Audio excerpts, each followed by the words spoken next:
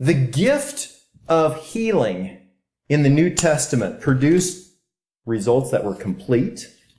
They were immediate. They were permanent. They were undeniable. They were verifiable.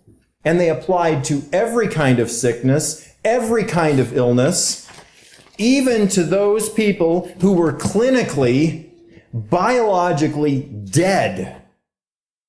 No activity going on in those cells, in those bodies. These type of miracles did not simply address problems like lower back pain or psychosomatic illnesses. So the nature of the miracles claimed in the New Testament is far different than the nature of what people are claiming are miracles today.